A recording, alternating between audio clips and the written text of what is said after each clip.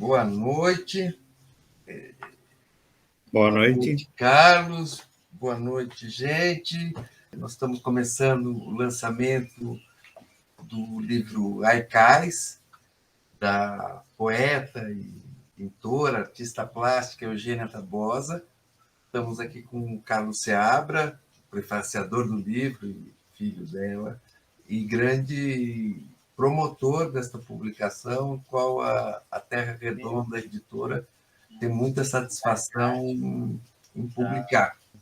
A Terra Redonda é uma editora jovem, mas tem publicado pessoas de todas as idades e com um olhar especial para a terceira idade, porque nós temos um espírito colaborativo desde o jeito de fazer o livro, do jeito de distribuir o livro, enfim, e tentando contemplar também a maior diversidade de autores, de gêneros dentro do campo da ficção. A gente tem privilegiado a poesia, a ficção na forma de contos, crônicas e romance, e, enfim, o Haikais é um livro que a gente está lançando agora, sobre o qual o Carlos Seabra vai nos discorrer um pouco sobre a própria natureza da produção da Eugênia que também escreve contemporaneamente, ele lançou agora também um microconto, mas tem esta produção poética que é incrível, muito cuidadosa, sofisticada e simbólica. Carlos. Boa noite, todo mundo. Esse aqui é o livro. Ele ficou um livro bem simpático, encorpado, obviamente com orelhas e o papel 90 gramas. Ficou um livro bem gostoso de segurar, cheirar, aquela coisa toda, né? Vem com um marcador, né? Enfim, isso aqui é o aspecto físico do livro, né? Eu vou folheá-lo um pouco para a gente desfrutar um pouco, né? Ele tem um prefácio que eu escrevi, eu vou falar um pouquinho sobre isso, e aí vai entremeando algumas ilustrações com os haikais divididos em gêneros, né? Em grupos. Então, por exemplo, aqui, os haikais das águas. E é sempre uma página dupla com alguns haikais e uma ilustração feita pela própria Eugênia, né? Que é minha mãe, e haikais das estações, enfim. Aqui na quarta capa tem os grupos, né? É um total de 320 haikais, né? Eu vou, inclusive, ler alguns, assim como exemplo, uma dezena deles, né? Para vocês terem um pouquinho de desfrute do livro, né? Mas como é que isso surgiu? Vou falar um pouquinho do histórico da Eugênia, até porque amanhã ela faz 90 anos, ela nasceu no dia 16 de dezembro, né, de 1931, então ela faz 90 anos amanhã, né? E é muito uma homenagem que a gente quer fazer a esse esforço da minha mãe, que ela tem publicado haikais já faz quase 10 anos na internet. Ela embora ela tenha essa idade, ela começou a soltar a franga da escrita, microcontos, haikais, a publicar, a dar à luz as poesias dela, só com a internet. Aí ela montou um site, ela tem vários blogs, né? E aí, como ela também é pintora, de quadros a óleo e faz ilustrações. As deste livro, elas são em estilo sumiê, né? Então, que é com aquele pincel e nanquim japonês, né? Então, todas desse livro são desse estilo. Mas ela trabalha com vários materiais, inclusive com pintura de cerâmica, ela tinha forno em casa e queimava as próprias cerâmicas e tal. Então, eu estou falando disso tudo para vocês terem um pouco a ideia da autora, da pessoa de quem escreveu esses haikais. Ela me disse para eu escrever o prefácio porque o primeiro livro de poesias dela, que saiu há uns meses atrás pela Ribassan Editora, Ao Sabor do Vento, a gente pediu para o Eduardo Alves da Costa, aquele que escreveu No Caminho com a Mayakovsky, escrever o prefácio para ela. E ele escreveu um prefácio, a minha mãe ficou enternecida com a beleza literária da análise que ele fez. E, enfim, sabe quando você pega um brilhante bruto e você dá uma polida e tal, e ele aparece muito melhor? O Eduardo fez isso nesse prefácio. Aí, no mês passado, a minha mãe lançou o livro de microcontos pelo Estúdio Aspas, também ela ilustrou, assim como o outro, e a gente pediu para o José Santos escrever o prefácio. E este livro, a gente chegou a pensar algumas pessoas, né? O Edson Kenjiuri, a Teruko Oda, a própria Alice Ruiz, eu cheguei a conversar com ela, tal, mas a minha mãe me disse: Carlos, como foste tu que me iniciaste nisso, de escrever haikais? Né? Porque eu comecei escrevendo, eu publiquei um livro de haikais com Masao Ono. Foi um dos últimos livros que o Masao Ono publicou, haikais e ketais, né? Então, ela me convidou porque, de certa forma, embora eu seja o filho e ela a mãe, fui eu que a conduzi por esta senda que ela se apropriou de uma forma muito bela e diversificada, porque o haikai, vocês vão perceber isso, ele pode ir daquele lirismo da natureza, que é a característica do haikai. Para quem não sabe, é uma poesia de só 3 linhas, com 5, 7, 5 sílabas. Enfim, então, ela vai de um haikai, de um lirismo, e que tem o kigo, que é como os japoneses chamam aquela ligação com uma estação do ano, com o outono, com a primavera. Ela vai disso até haikais satíricos, um ou outro até quase maldosos. É uma maldade assim exprimida com umas palavras bonitinhas, mas não deixam de ser maldosos, né? Sempre com certo bom humor e principalmente, e isso é uma característica tanto do haikai como da pintora, né? Porque ela não deixa de ser pintora quando está escrevendo, ela pinta com as palavras. Então, todos têm uma visualização muito boa, muito imediata de uma imagem. E eu vou agora transmitir a minha tela para mostrar para vocês. Eu fiz uma pequena apresentação para acompanhar, porque eu acho muito importante o ver o haikai.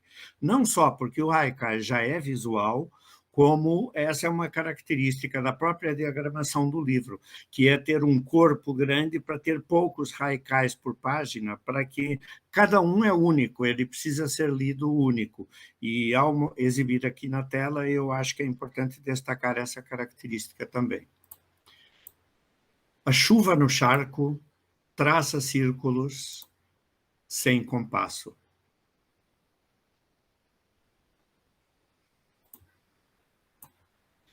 Na noite sem lua, o mar todo negro se oferece em espuma.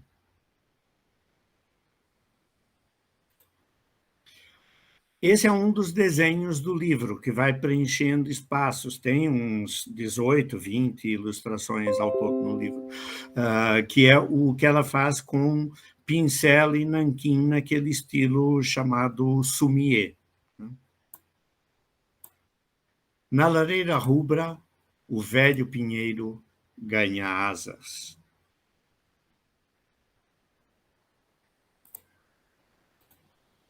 O sol nasceu, envolto em neblina, meio ensonado.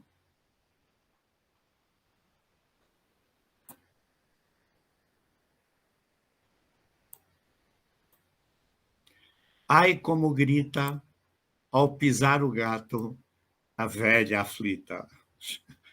Esse é daqueles que já sai da essência da poética, da natureza, do haikai, e entra naquele humor, às vezes um pouquinho mais, enfim, mas sempre aqui já é quase que um mini-filme, né? Mais até do que uma fotografia. Nos fios elétricos, os pássaros escrevem música.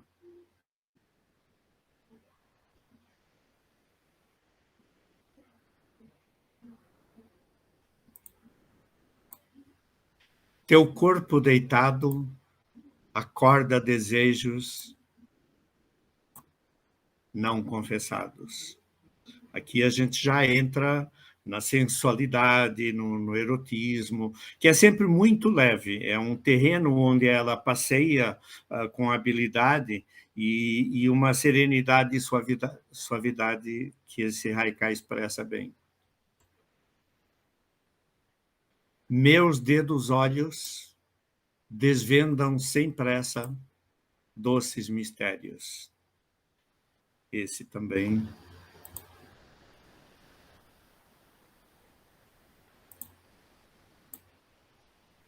Abrindo uma fresta do carro de luxo, joga a meleca. Isso aqui a gente vê aquele burguês, um banqueiro rico a bordo do seu BMW. Né? O príncipe sapo, fugindo ao mau hálito, voltou ao charco.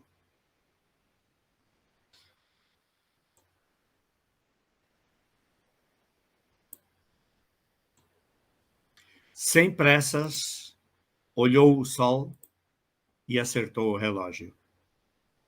Esse aqui é de uma força.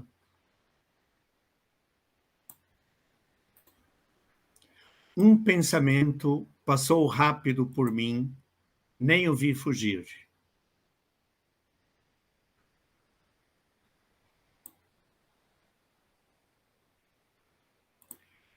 E finalizando, triste eu olho os olhos do passado que olham sem ver. E eu finalizo nesse, que é inclusive o último haikai do livro. Foi por mero acaso, mas a Zezé, ela até comentou quando viu, puxa, isso aqui é um haikai tão terminal, foi proposital deixá-lo assim, né? E é um momento que a minha mãe tá passando, né? Onde justamente os olhos são a coisa mais importante e é com eles que ela nos está vendo agora. Ela não está em condições de se comunicar, a não ser com os olhos. Para quem não sabe, ela tem um dispositivo, então ela olha na tela e vai assinalando as letras e construindo palavras, né?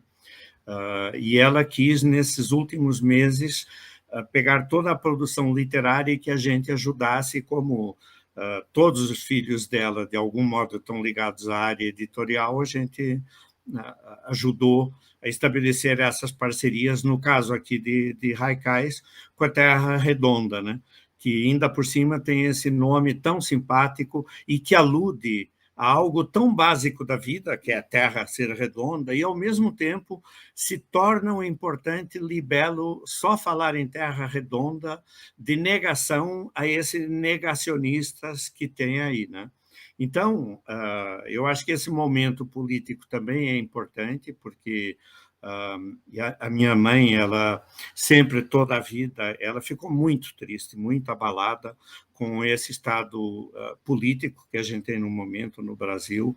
Ela, que a vida toda combateu a ditadura fascista em Portugal, é uma mulher que militou no Partido Comunista Português e ela está totalmente consciente e acompanha as notícias e o maior desgosto que ela tem é ver essa situação que o Brasil está. E, nesse sentido, eu acho que também é importante, também por esse fator, a Terra Redonda ser a casa hospedeira desta publicação. E eu passo a palavra para o Sérgio, para ele, inclusive, falar um pouco mais da Terra Redonda e como é que esse livro está sendo distribuído, comercializado. Como eu disse, é uma honra acolher o trabalho muito cuidadoso e precioso da Eugênia. E a Terra Redonda nasceu como um empreendimento de economia solidária no final de 2019, bem na antivéspera da epidemia. Então, nós tivemos chance de lançar 4 ou 5 livros presencialmente só, no fim de 19 e janeiro de 2020. Mas não paramos, nós estamos perto do 40º livro, e trabalhando com um espírito de muita parceria, porque a gente não faz grandes investimentos, trabalhamos com pequenas tiragens, impressão sob demanda, e com parceria com os produtores, com ilustradores. Normalmente, a gente envolve gente de diferentes origens, na diagramação, na produção, e trabalhamos muito com a venda mais próxima, né? O que a gente consegue viabilizar como distribuição é nas relações pessoais mais diretas e via a web. Nós temos a Terra Redonda, tem um website com uma loja eletrônica, com várias possibilidades de comercialização, dá para parcelar, enfim. E através desses meios nós estamos conseguindo viabilizar produção de muitos livros que, no formato capitalístico, eu não sei porque o capitalismo tem que ser excludente, né? Então, o formato capitalista da editoração rompeu com uma tradição do livro. O livro era uma coisa, na época das pequenas impressoras artesanais, muita gente podia fazer livro, e o cordel era um exemplo disso, né? Porque você fazia o que vendia. E nós, graças ao próprio avanço tecnológico, a dialética do capital proporcionou isso, que é este novo momento no mundo editorial, que é a possibilidade das pequenas tiragens. E assim, isso abre um campo também para essas pessoas que têm muito a transmitir, que já fizeram grande parte do seu ciclo de vida, mas carregam a sabedoria deste ciclo, né? A sabedoria e a expressividade, enfim. Então, é uma alegria poder estar publicando bastante livros os mais diferentes de pessoas idosas mesmo, né? Eu publiquei, inclusive, um livro de crônicas e poemas da minha mãe, que completou 90 anos, assim como a Eugênia está completando amanhã. Minha mãe completou no começo de 2020, e vai para os 92 no ano que vem, e continua distribuindo e debatendo o seu livro da Terra Redonda Editora. Então, o Haikai já está à disposição, também em formato e-book, e vai para a plataforma Um Livro, que permite essa impressão sob demanda no planeta Terra, no planeta Terra Redonda. Então, daqui a um mês, o livro da Eugênia vai estar disponível não só em Portugal, mas em todos os pontos do planeta em que esta plataforma umlivro.com.br já estabeleceu parceria. O livro é impresso no local onde a pessoa mora, no país onde a pessoa mora, o mais próximo possível da residência dela, e entregue lá, e a editora recebe um royalty por isso. Bom, voltando para o livro, eu acho que gostaria de ouvir, se houver a possibilidade, outras pessoas que tiveram contato com ele já falassem um pouco sobre ele. A Susana, só sugerir que a Susana Florice, que é uma companheira muito querida, dissesse alguma coisa, se quiser.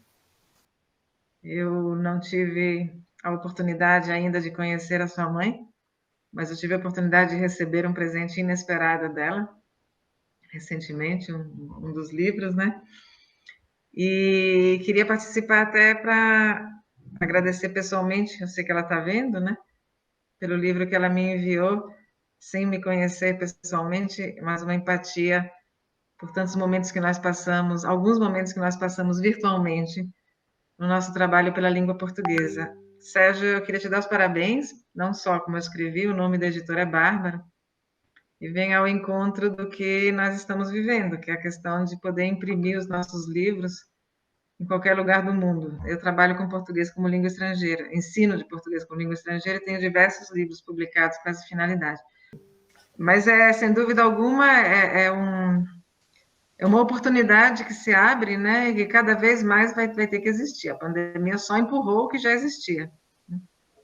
E haikai tem tudo a ver com isso, porque é tão pequenininho, é tudo pequeno, a coisa é imensa atrás das palavras, mas são todas poucas palavras em cada haikai, embora talvez o sentido, o significado e o sentimento seja até maior do que livros mais volumosos, né? Às vezes um haikai faz você viajar mais do que um Dante Alighieri, talvez, em termos de volume.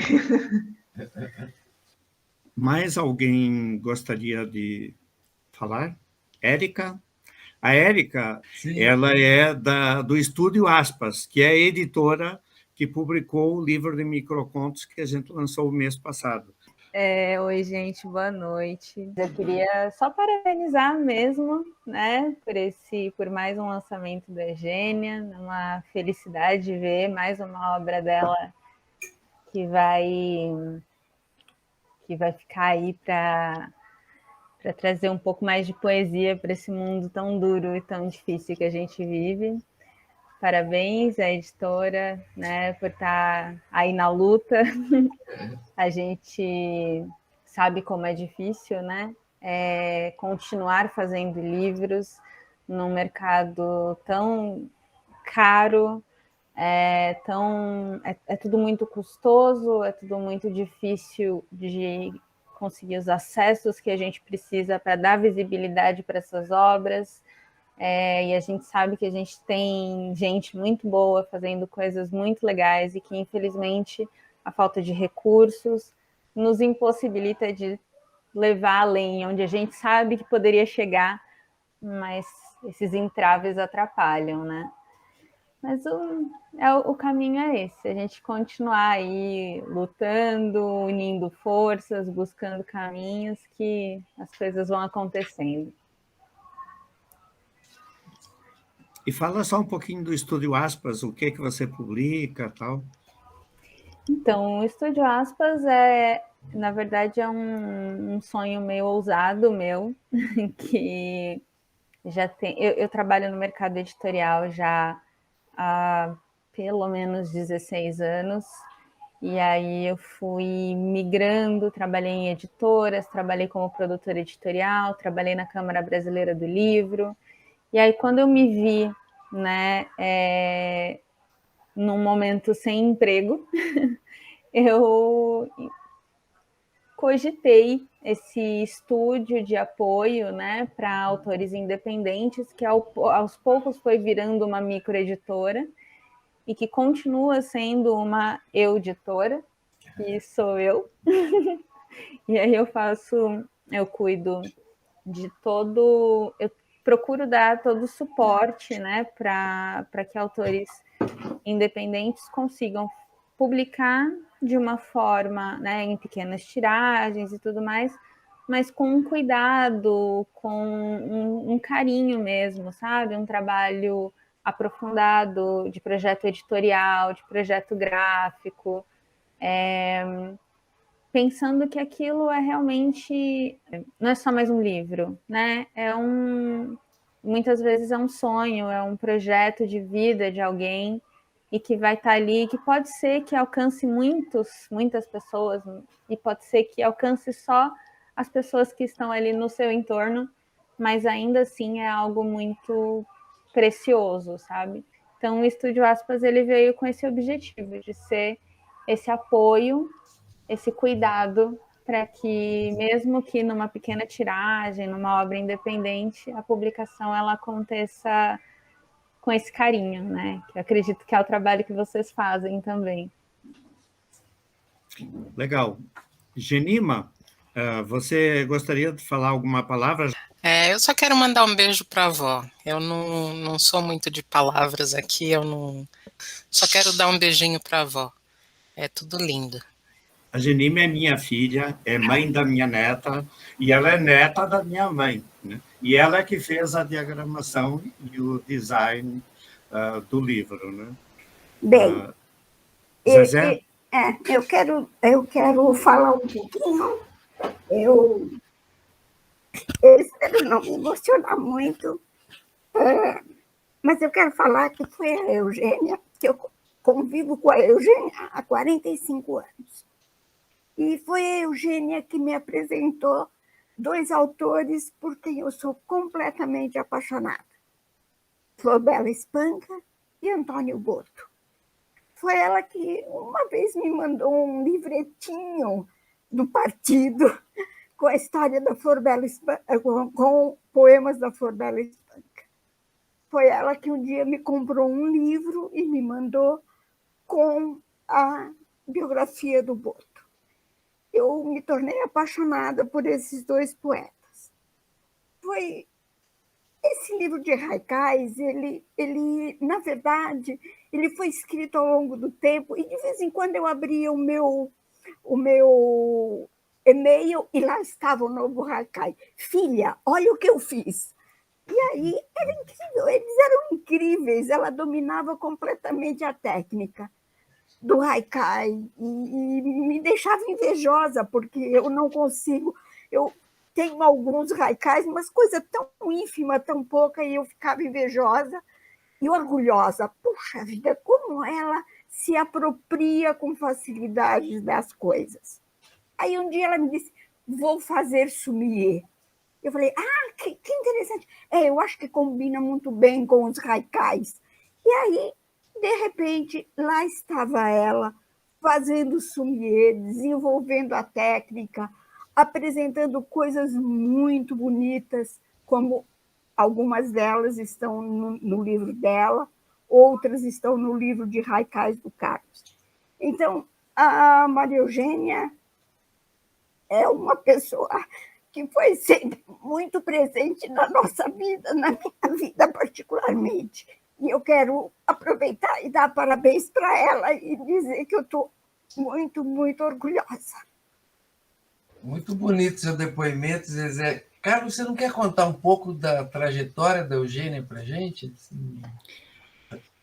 Sim, ela foi estudar Belas Artes quando era moça, né? Aquela idade que as moças vão para a faculdade, e lá tinha um cara que começou a paquerá-la, que era meu pai, né? Que ele também era de Belas Artes, então os dois eram pintores, e se engraçaram, e logo depois casaram, e logo depois eu nasci, e aí eles fizeram mais dois filhos, que é a Dulce e o Eduardo, que são meus irmãos, né? Também atuam no mercado editorial, enfim, a Dulce trabalha aí para várias editoras, né? E o meu irmão colabora com a mulher dele, que também atua na área editorial e ajuda nos projetos dela. Enfim, a família é toda meio editorial, né? Mas aí depois meu pai e minha mãe se separaram e minha mãe depois teve um outro caso com o Gustavo, com quem teve mais dois filhos. Então, eu tenho mais dois irmãos que ela fez com esse Gustavo, né? Que depois ela se separou logo na hora de nascer o primeiro filho, depois ficou namorando, aquela coisa tico-tico no fubá. Eu sei que eu fiquei morando com o Gustavo, eu e ele era arqueólogo e era maluco, e também é uma das pessoas com quem eu aprendi muito, inclusive profissionalmente, né? Porque... Mas isso aqui ou em Portugal? Em Portugal. Porque ela e meu pai vieram para o Brasil quando eu tinha 6 anos de idade, porque tinha tido lá umas tretas na Índia, Goa da Mão e Dil, né, que eram de Portugal, e meu pai foi convocado porque ele tinha feito exército, esse tipo de tretas, né? Então as pessoas escapavam, né? Eu mesmo, depois, uns anos mais tarde, vim a ser refratário porque eu não me apresentei para o exército português. Eu fiquei 8 anos clandestino no Brasil, porque eu não podia voltar para Portugal, eu tinha vindo com visto turista, porque senão eu ia ter que fazer o exército, que era 1 ano em Portugal e 4 na África, né? Enfim, e uma ditadura fascista, né? Mas isso é outra história, né? Mas é só para vocês sentirem, porque isso faz parte, né? Então, na minha casa, quando eu era criança, os meus pais tinham muitos amigos, intelectuais, quase todo mundo ligado lá ao Partido Comunista e tal, né?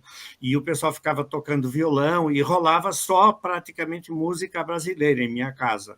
Então, quando eles precisaram sair de Portugal, escolheram o Brasil, né?